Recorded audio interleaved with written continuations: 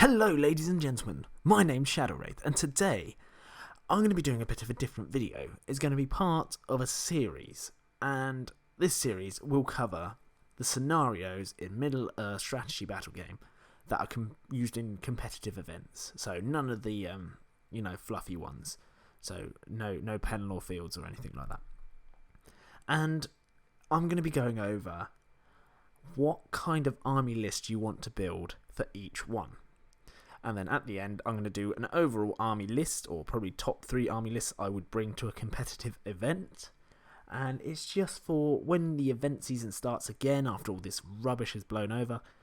So you've got an idea of what to do, what kind of list to build, especially if you're just starting out thinking of dipping your toe into the competitive scene of this fantastic game. Now, the first scenario I'm going to be covering is domination. Now, domination is basically the players fight to control 5 objectives scattered across the battlefield. Okay, it's a bit of a complicated one compared to like To the Death or Lords of War or whatever. But the layout is you get one objective that is always in the center of the battlefield, and then place 5 objective markers on the battlefield. Yeah. The player with the highest roll, so you both roll a d6, gets to place an objective that is at least 12 inches away from an existing objective and 6 inches away from the board edge, and you take it in turns. Okay, that's it. And then you both roll a d6, and the one who wins the roll-off picks a deployment zone and selects a warband to deploy within 24 inches of their board edge. So your deployment zone is up to halfway up the board. So you can grab 2 objectives pretty much if you put them on your side, or if you spread them evenly straight away, if not 3, especially if you're playing a Horde army. Okay? Now, the way you score victory points is you score 2 for each objective marker that is at least one of your models on it and has no enemy models within 3.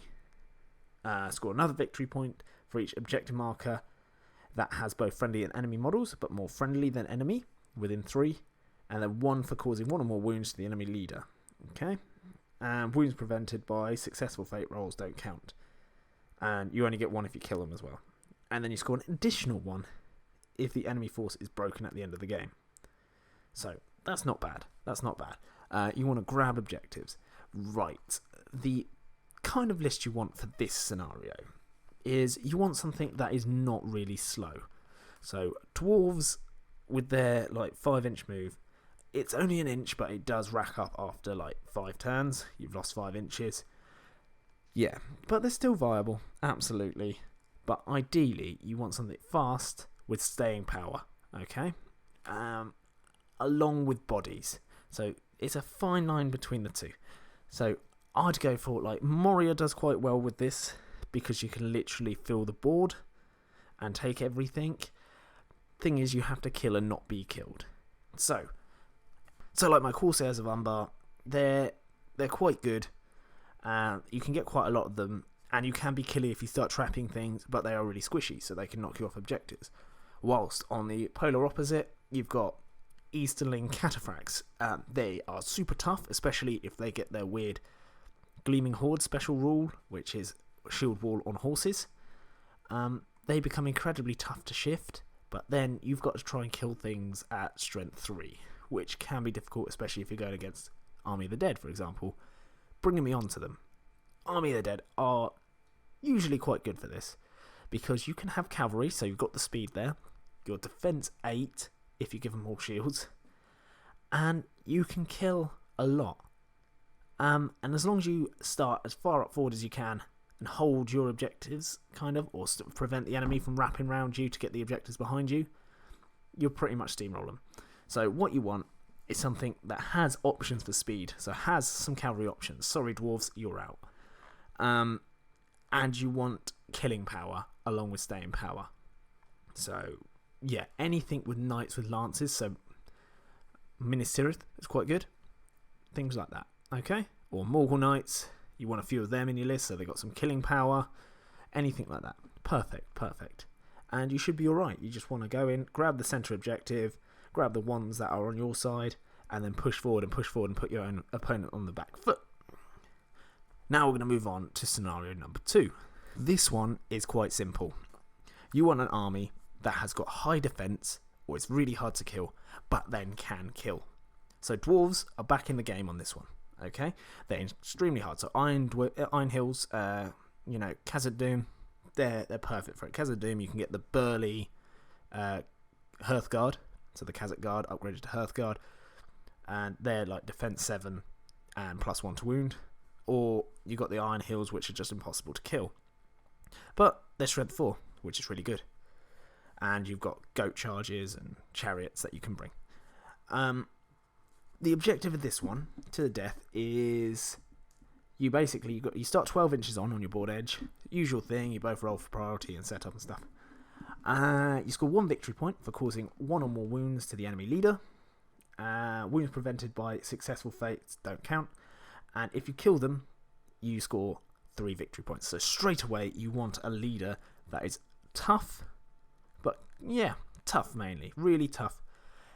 Failing, like if they don't have the defense, you want at least heroic defense on them. So if you do get a situation where you think you might lose your leader, heroic defense straight away. They need natural 6s to wound you, so they're not going to get points for that. But you need to be able to kill their leader. So you want at least strike in there, so if they do have a high fight leader, you can beat them. Or you can go for something mental, like a troll chieftain.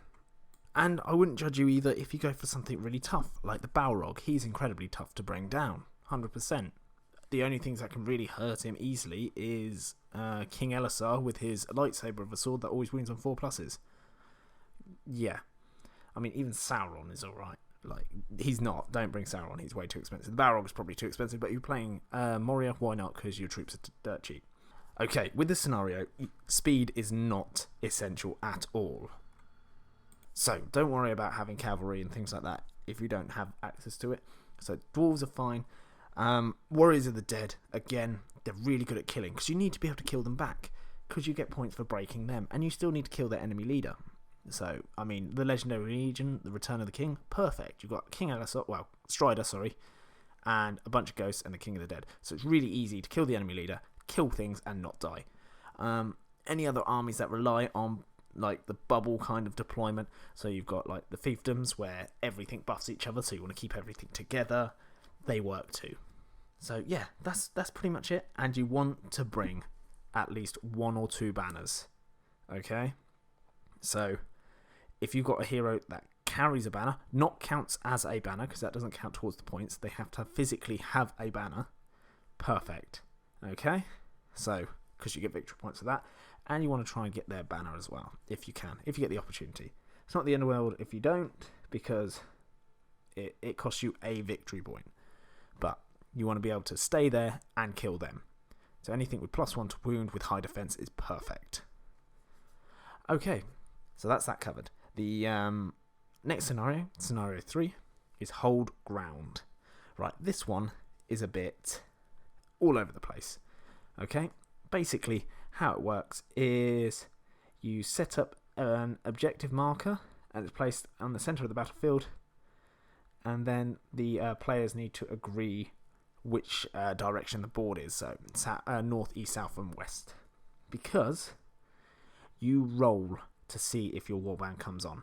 So you roll a d6, and you can use the captain's of the warband's might for this to see if they come in. On a 1, they don't arrive. On a 2, your opponent chooses a point on north or south, at least 6 inches from a corner. 3, your opponent chooses again, but it's east or west, same rules. 4+ is better for you. 4, you get to pick on the north or south, same again, 6 inches away from a corner. And basically you move on to the battlefield, so whatever your movement is. Number 5, east or west, same again.